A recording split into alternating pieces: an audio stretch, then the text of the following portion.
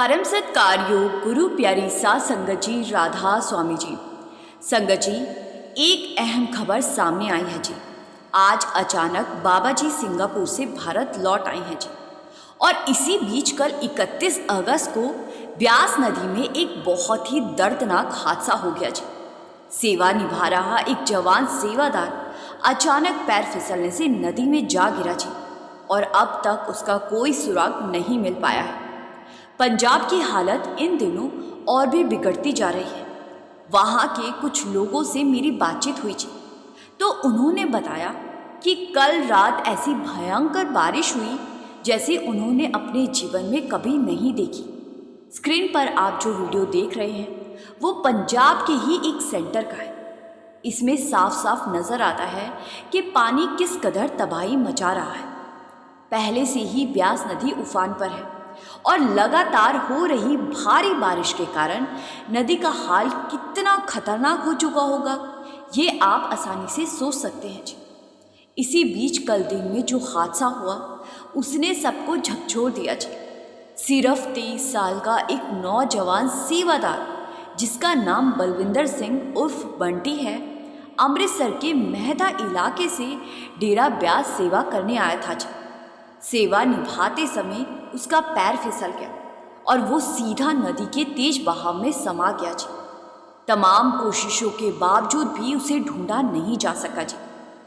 ये समाचार सुनकर हर किसी का दिल भारी हो गया। समझ नहीं आता किस्मत ने उसके लिए आगे क्या लिखा है। हम सब मिलकर मालिक से यही अरदास करते हैं कि वो उस पर अपनी कृपा दया मेहर बनाए रखे और उस भाई की रक्षा करे।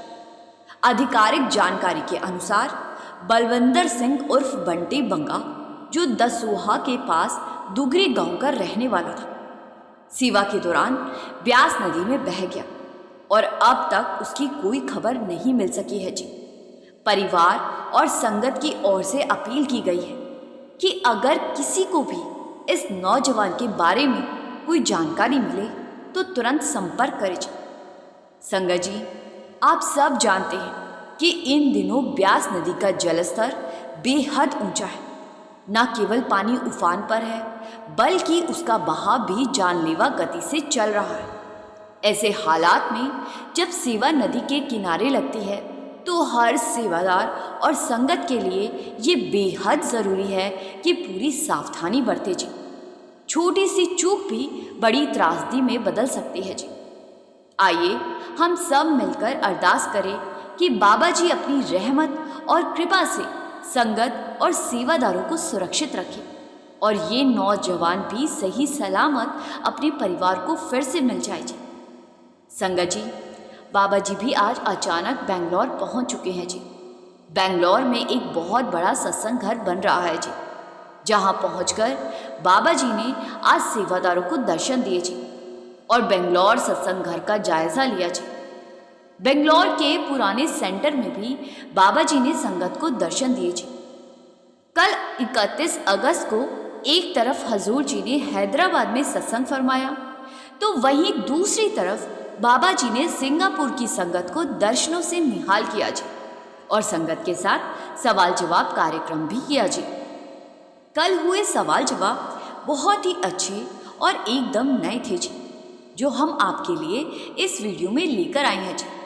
संगत जी, 31 अगस्त को हुए सवाल जवाब सत्र में ज़्यादातर प्रश्न अंग्रेजी में पूछे गए थे जी, लेकिन हम आपको यहाँ उनका हिंदी अनुवाद सुना रहे हैं जी। कल सिंगापुर में बाबा जी ने इंदिरा गांधी, शाहरुख खान और जवाहरलाल नेहरू को लेकर भी एक बहुत अहम बात कही जी, जिसे हम आगे साझा करेंगे जी। सबसे पहले एक बहन ने बाबा जी से प्रश्न किया कि बाबा जी, मैं यहाँ एक बियर बार में बार ट्रेडर का काम करती हूँ।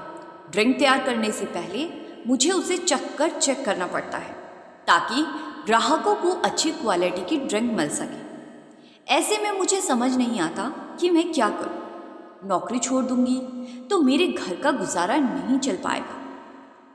बाबा जी ने बड़े ही स्नेह से उत्तर दिया जी, बेटा, बेहतर यही होगा कि तुम इस नौकरी को बदलने की कोशिश करो। हमें ऐसे कामों से दूर रहना चाहिए जिनमें खुद भी उलझन हो और जो हमें सही मार्ग से भटकाए। इसके बाद इसी बहन ने एक और सवाल रखा जी। बाबा जी, मेरे परिवार वाले पिछले 5 साल से मुझ पर दबाव डाल रहे हैं कि मैं बच्चा पैदा करूं, लेकिन मैं ऐसा करने के लिए तैयार नहीं हूं। सच कहूं तो मुझे अपनी जिंदगी अभी जैसी है वैसी ही ठीक लगती। मुझे समझ नहीं आता कि मुझे क्या करना चाहिए। इस पर बाबा जी ने बहुत ही स्पष्ट और सहज जवाब दिया जी। बाबा जी ने कहा, देखो, ये फैसला पूरी तरह से तुम्हारा और तुम्हारे पति का होना चाहिए। परिवार या किसी और को इसमें दखल देने का अधिकार नहीं है। आखिरकार बच्चे की जिम्मेदारी तुम्हें और तुम्हारे पति को ही निभानी होगी, किसी और को नहीं। तुम दोनों खुद इसका फैसला करो तो बेहतर है। फिर आगे इसके बाद एक साधक ने बाबा जी से सवाल किया जी। बाबा जी, मैंने सत्संग में सुना है कि 5 मिनट का गहरा और एकाग्र ध्यान उस लंबे ध्यान से कहीं बेहतर होता है जिसमें मन इधर उधर भटकता रहे। क्या ये सच है? बाबा जी ने बहुत ही सरलता से समझाया जी।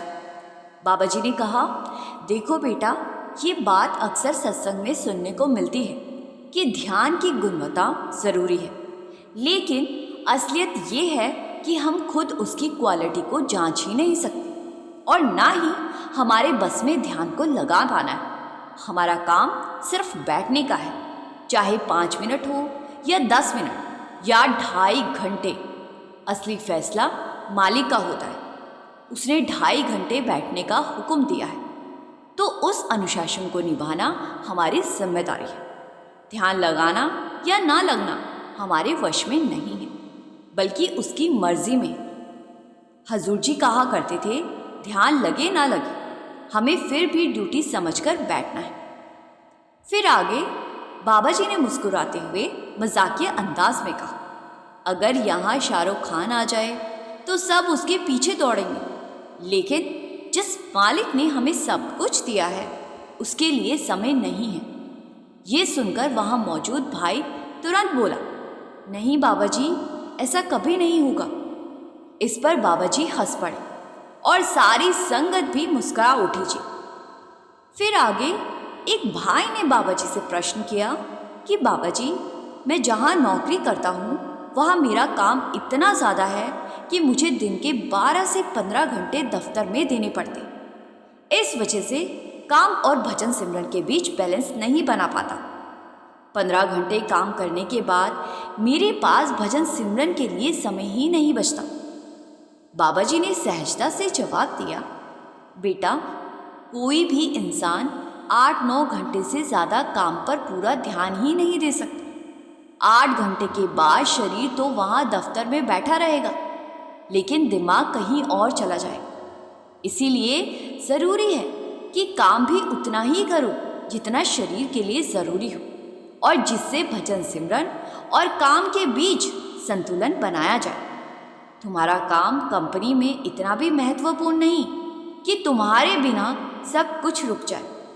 सोचो, नेहरू जी चले गए, फिर इंदिरा गांधी भी गुजर गई, लेकिन भारत चलता रहा। जब इंदिरा जी गई थी तो लोग चिंता में पड़ गए थे कि अब देश कैसे चलेगा, लेकिन देश तो फिर भी चल ही रहा है ना। इस दुनिया में कोई भी ऐसा नहीं है जिसके बिना काम ठप हो जाए। दुनिया का क्रम चलता रहता है। संगत जी, बाबा जी का मतलब यही था कि इस संसार का पहिया ना किसी के आने से रुकता है, ना किसी के जाने से रुकता है। कई बार हम सोच लेते हैं कि फलाना काम तो हमारे बिना हो ही नहीं सकता, फलानी सेवा हम ही कर पाएंगे, दूसरा नहीं कर पाएगा। लेकिन संगत जी, ये सोचना बिल्कुल ही गलत है जी। अगर हम नहीं करेंगे तो वही काम कोई और कर लेगा और काम पूरा होकर ही रहेगा। फिर आगे एक सेवादार ने बाबा जी के प्रति अपना आभार व्यक्त करते हुए उनसे सवाल किया कि धन्यवाद बाबा जी, हमेशा हमारे साथ रहने के लिए। आपका बहुत बहुत शुक्र है बाबा जी, और अब तो आपने हमें हजूर जी देकर बहुत ही कृपा कर दी है। आपने कृपा डबल कर दी है। ये सुनकर बाबा जी मुस्कुराए और हल्के फुल्के मजाकिया अंदाज में बोले, तुम्हें तो छोटे वाले ज़्यादा अच्छे लगते हैं, इसीलिए तुम्हें वही ज़्यादा याद आते हैं। बाबा जी की इस मजाक का इशारा हजूर जी की ओर था जी। ये सुनते ही पूरी संगत ठहाकों से गूंज उठी जी। इसके बाद एक भाई ने सवाल किया जी, बाबा जी, मैं ऐसी सेवा करना चाहता हूँ जिसमें मुझे आपके साथ बातचीत करने का अवसर मिले जी, जैसे आपके नज़दीकी सेवादारों को मिलता है। मैं आपके पास रहकर सेवा निभाना चाहता हूँ। आप मुझे अपना ड्राइवर रख लो या कोई ऐसी सेवा दे दो जिसमें मैं हमेशा आपके साथ रह सकूं। बाबा जी ने बहुत ही प्रेम और विनम्रता से उत्तर दिया जी, बेटा, तुम मुझे 5 मिनट भी सहन नहीं कर पाओगे। मेरे साथ रहना इतना आसान नहीं है, और यही कारण है कि मैं अपने सेवादारों से हमेशा कहता हूँ, भजन सिमरन जरूर किया करो, वही सबसे ऊंची सेवा है। फिर आगे एक लड़के ने बाबा जी से प्रश्न किया कि बाबा जी, मैं लंदन में पढ़ाई कर रहा हूँ और आपको बहुत ज़्यादा याद करता हूँ। इस समय सिंगापुर में अपने रिश्तेदारों के घर आया हूँ। मेरी आपसे प्रार्थना है कि कृपया इस गर्मी में लंदन ज़रूर पधारें। बाबा जी ने हल्की मुस्कान के साथ जवाब दिया जी, बेटा, ये कलयुग का समय है। पहले के ज़माने में शिष्य गुरु के पीछे दौड़ा करते थे।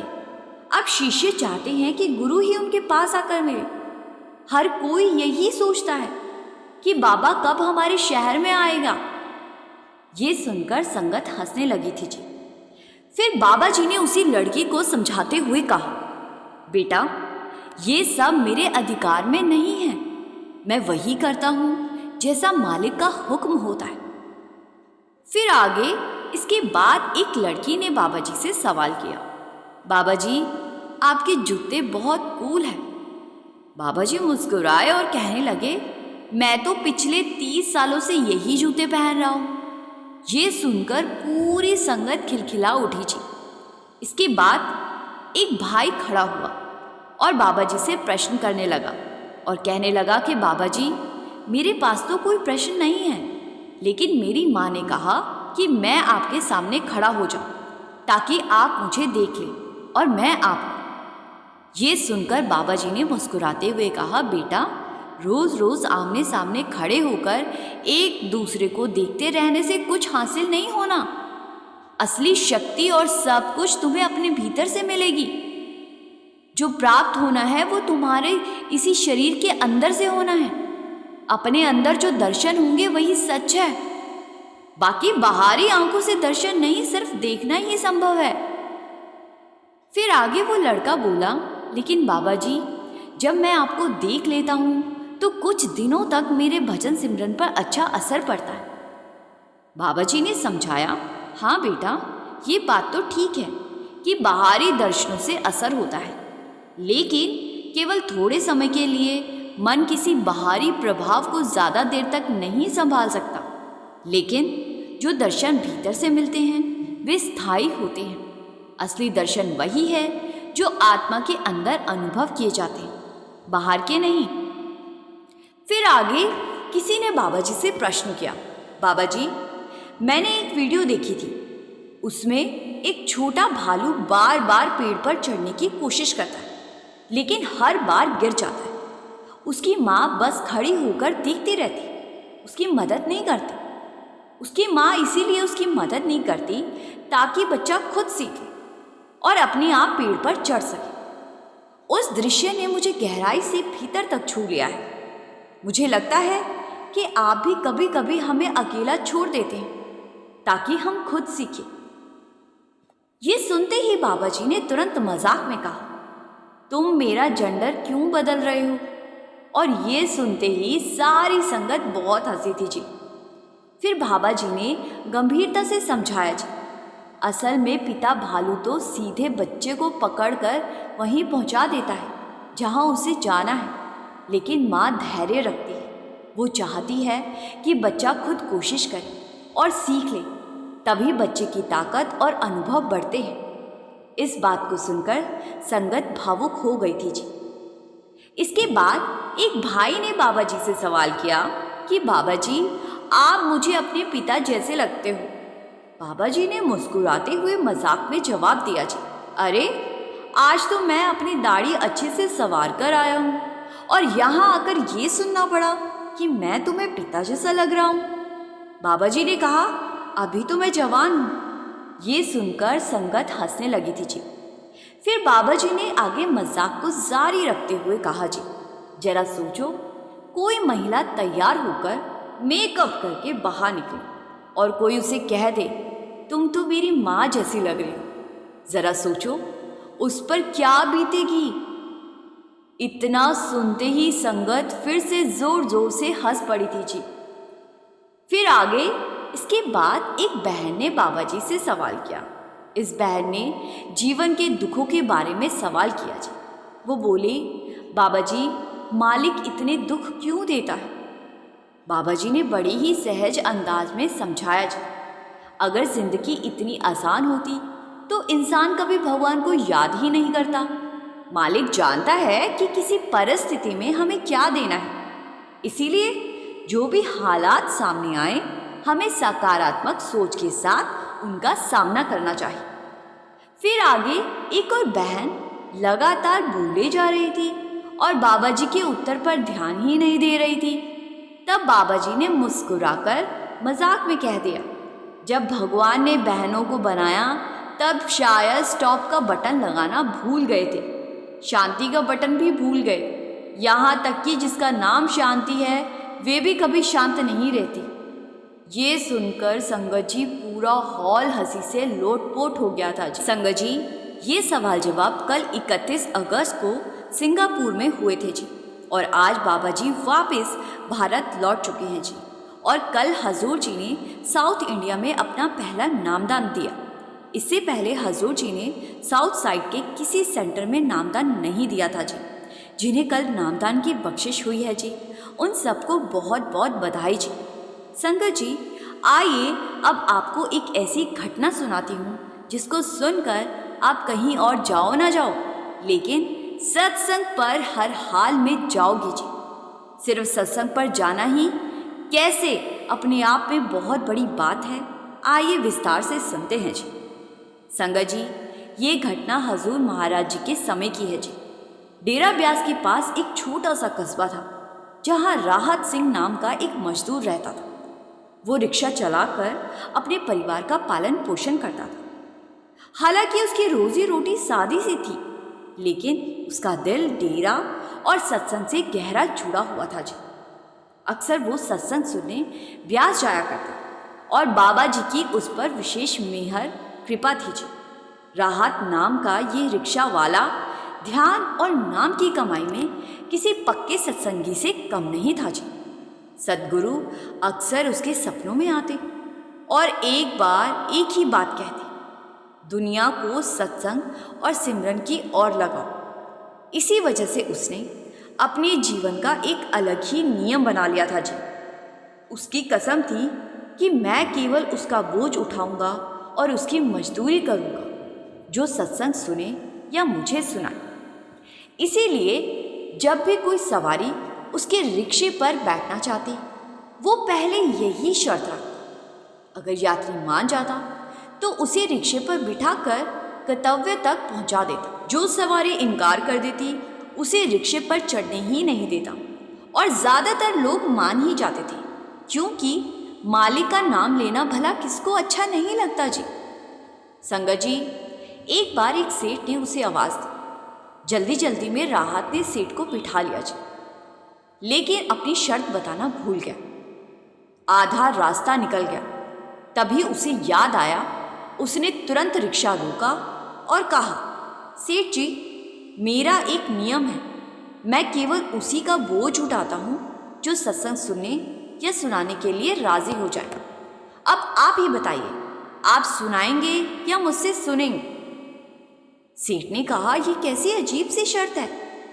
लेकिन सेठ जल्द ही जल्द मान गया और कहने लगा कि ठीक है, तुम ही सुनाओ कोई अच्छा सा सत्संग।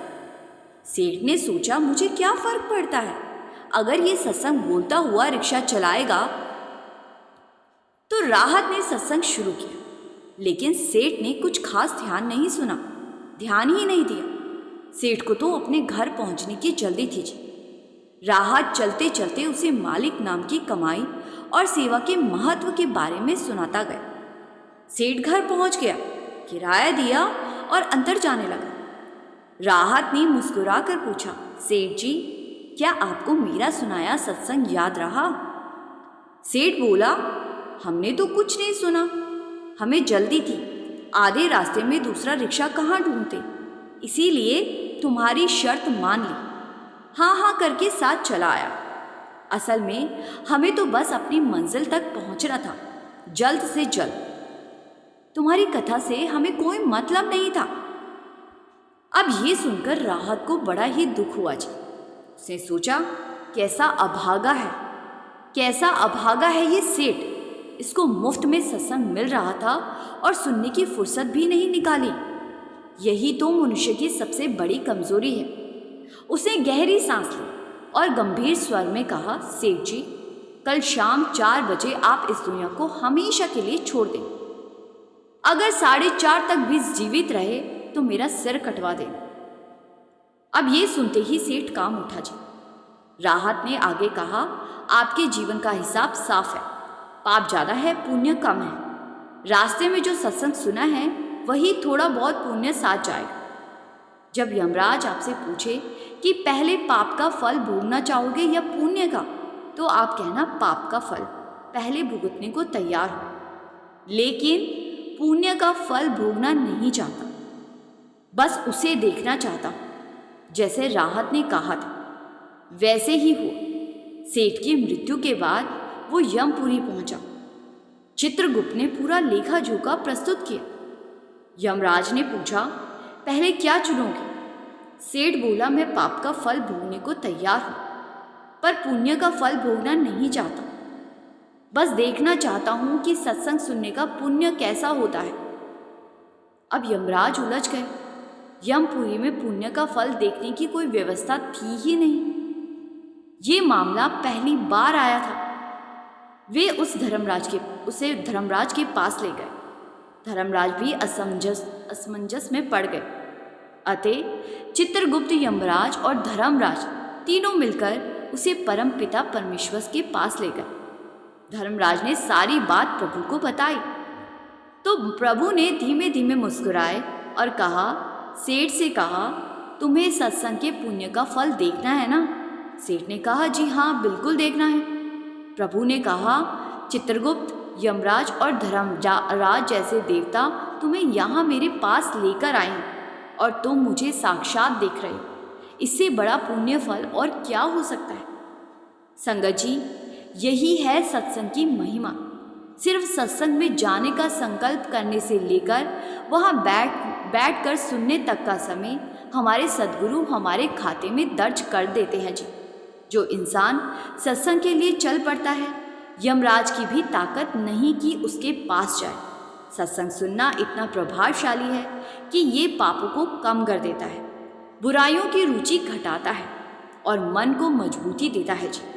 तो आओ हम सभी इस अनमोल अवसर की कद्र करें जी और सत्संग सिमरन को अपने जीवन का हिस्सा बनाए जी। संगत जी, अब इसी के साथ इस वीडियो को यहीं विराम देते हैं जी।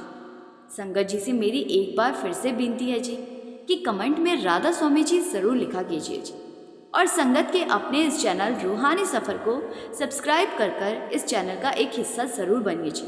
गुरु प्यारी सात संगत जी, राधा स्वामी जी।